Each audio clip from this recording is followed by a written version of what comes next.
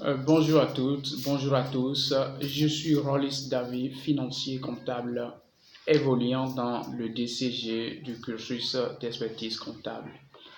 Alors aujourd'hui, nous allons commencer avec vous par une vidéo qui est consacrée spécialement pour parler des généralités de la comptabilité, les généralités sur la comptabilité. Alors, pour commencer, nous allons signaler que toute entreprise ou toute une organisation, tant que moi, a besoin d'informations, mais ici, spécialement, nous allons nous consacrer spécifiquement sur l'information financière dont a besoin une entreprise. Alors, puisque nous ne pouvons pas parler de la comptabilité sans une entreprise, c'est justement la raison pour laquelle nous allons démarrer par la présentation, c'est-à-dire de la notion d'entreprise. Quand on parle d'entreprise, qu'est-ce qu'on entend par entreprise? Nous allons commencer par cette définition. L'entreprise n'est rien d'autre qu'une unité économique et juridique exploitant des facteurs, combinant des facteurs tels que les matières premières, les ressources humaines, le capital, autrement dit, pour pouvoir sortir des biens et services marchands qu'elle vend maintenant sur un marché pour pouvoir réaliser de profit. Alors, quand on parle d'entreprise, ça fait généralement trois choses. Aller s'approvisionner des matières ou bien des marchandises selon le type d'entreprise avec laquelle nous sommes. Maintenant, les combiner ou pas, parce que si c'est une entreprise commerciale, l'entreprise commerciale ne combine pratiquement rien. Elle achète et elle vend, c'est son cycle ça. Alors, si c'est une entreprise industrielle, elle achète des matières premières, elle vient les combiner avec les moyens financiers parce qu'il faut le personnel généralement pour pouvoir assurer la production. Donc, nous parlons de combinaison des facteurs. Et maintenant, après cette combinaison, il faut sortir maintenant un bien, un marchand qu'il faut aller vendre sur un marché pour réaliser de profit. C'est justement le cycle des deux catégories d'entreprises dont nous venons de parler. C'est justement ce qu'elles font dans leurs exploitations. Ça. L'entreprise est une unité économique, c'est justement parce que l'entreprise crée de valeur. C'est dans sa fonction de créatrice de richesse que nous parlons d'une unité économique. Et l'entreprise est une unité juridique parce qu'elle a sa constitution suit rigoureusement certaines formalités juridiques telles que la rédaction de l'acte authentique, l'enregistrement au registre, la rédaction d'actes authentiques, les opérations avec notaire, tout cela qui font que nous parlons d'unité juridique parce qu'elle respecte plusieurs formalités juridiques. Il faut tenir compte de tout cela avant de créer l'entreprise. Alors, l'entreprise combine des facteurs de production pour pouvoir ressortir des biens et services marchands qu'elle vend sur un marché pour réaliser des profits. Nous l'avons dit tout à l'heure. Alors, pour faire tout cela, l'entreprise a besoin de collaborer avec plusieurs acteurs. Ces acteurs, nous les appelons des partenaires généralement.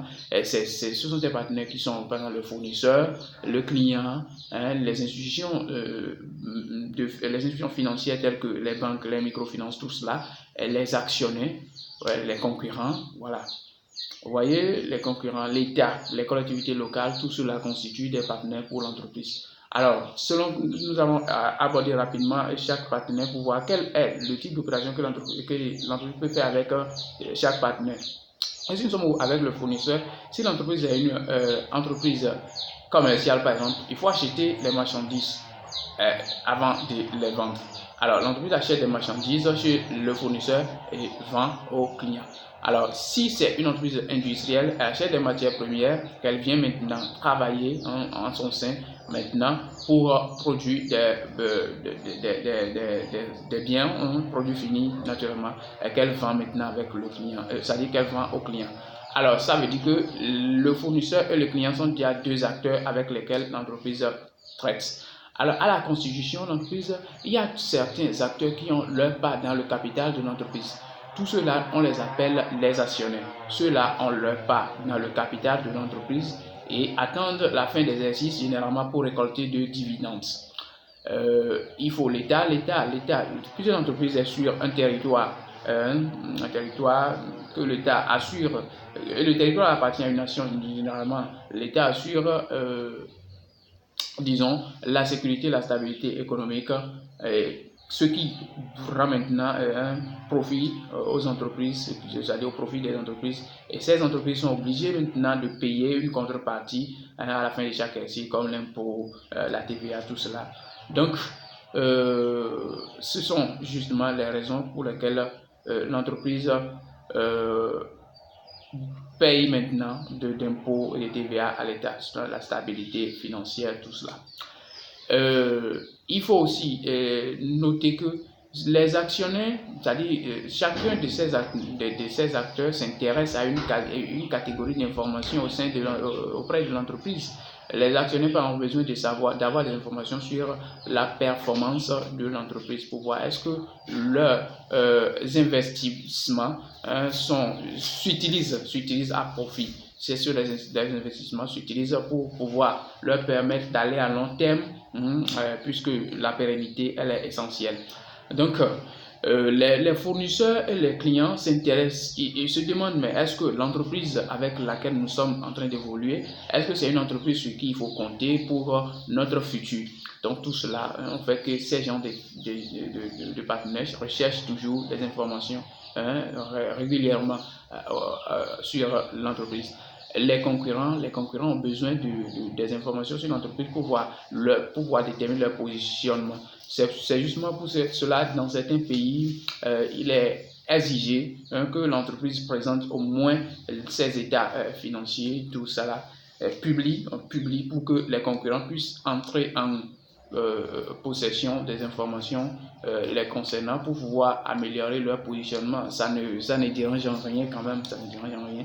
Et donc, c'est un peu ça. Les institutions financières ont besoin des informations sur la solvabilité parce qu'il ne faut pas investir là où on ne pourra pas vous rembourser vos intérêts ou votre capital. Voilà. Les institutions financières ont besoin de savoir est-ce que l'entreprise est solvable afin de pouvoir la financer. Alors, tous ceux-là ont besoin de ces informations. Alors, par quel moyen maintenant l'entreprise arrive à fournir les informations à ses différents partenaires? C'est ce qui nous amène généralement vers la comptabilité, ça. Puisque la comptabilité est le seul moyen fiable pour pouvoir fournir les vraies informations aux partenaires. Sans la comptabilité, il n'y a pas d'informations fiables. C'est justement pour laquelle nous nous amusons souvent à dire que la comptabilité est la langue des affaires parce que si tu es amoureux des affaires, tu dois aimer aussi la comptabilité. La comptabilité, c'est la langue que les affairistes utilisent. C'est la langue qui est utilisée pour fournir d'informations aux partenaires. Et c'est pour cela que nous disons que c'est la langue des affaires. Alors, selon le plan comptable général, la comptabilité n'est rien d'autre qu'un système d'organisation de l'information financière permettant de saisir, classer, enregistrer, vous voyez, d'acquérir, classer, enregistrer et communiquer maintenant l'information financière à chaque partenaire qui est dans le besoin.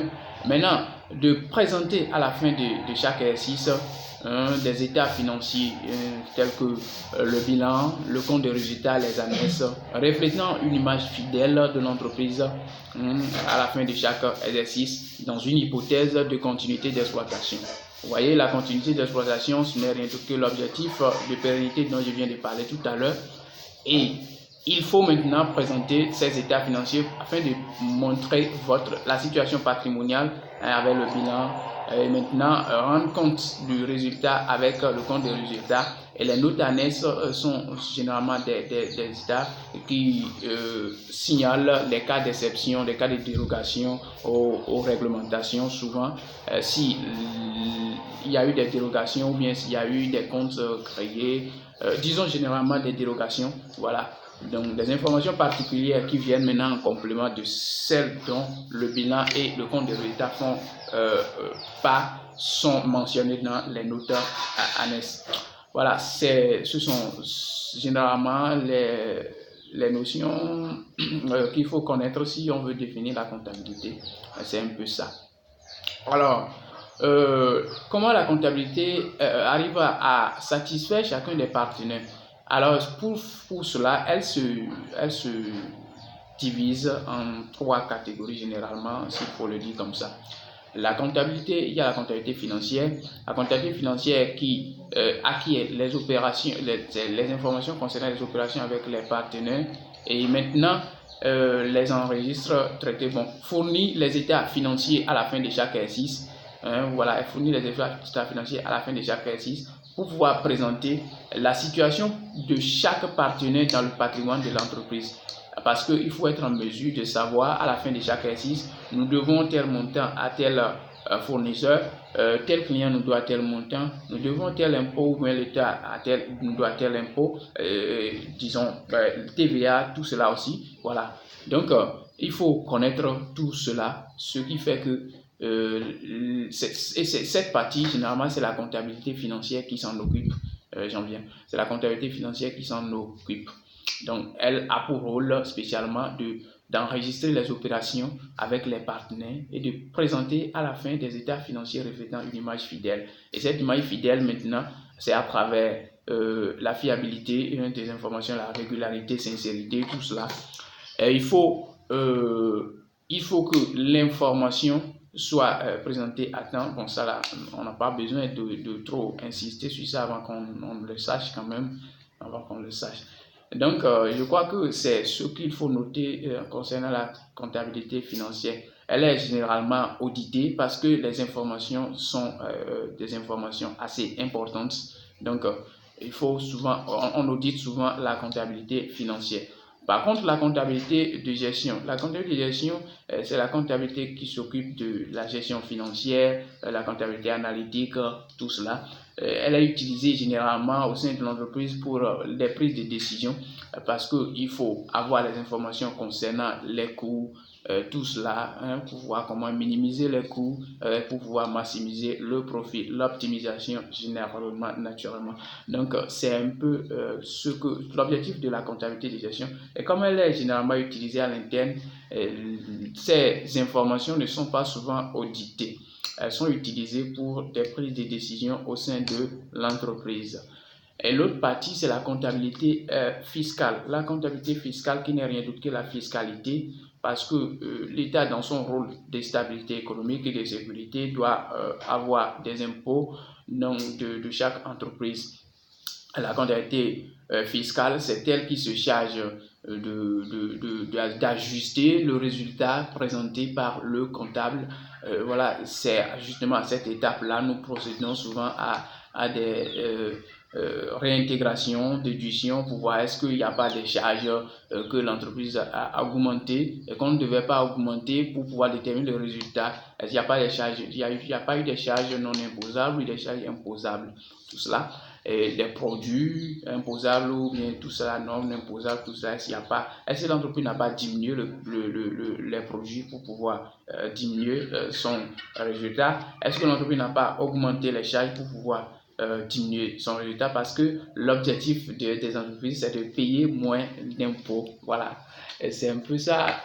La comptabilité fiscale se charge, la fiscalité naturellement se charge pour pouvoir vérifier la fiabilité de l'information fiscale que l'entreprise envoie vers l'État. Et on les déclare généralement, que ce soit l'impôt ou la TVA, on les déclare et puis on fait généralement le paiement, le règlement. Donc, c'est justement le rôle des 3 branches de la comptabilité. Si on veut les présenter très simple comme ça. Alors, mesdames, messieurs, nous tenons maintenant à demander vos suggestions en commentaire pour cette vidéo. C'est vrai, c'est une première vidéo, on n'a pas dit beaucoup de choses, mais je crois que c'est un point de vue quand même, puisque c'est tout un plaisir pour moi de vous entretenir sur les notions de la comptabilité. D'ici là, portez-vous bien. N'oubliez pas surtout de commenter, puisque on a besoin de ça pour pouvoir améliorer notre qualité. C'est vrai, aujourd'hui, nous avons parlé des généralités. Nous espérons pour les prochaines fois parler de plus d'autres aspects assez intéressants, puisque c'est maintenant nous allons entrer dans le même pour pouvoir mieux comprendre ce que c'est que la comptabilité. C'est toute une joie pour nous. Merci à toutes et à tous. On est ensemble et d'ici là, portez-vous bien.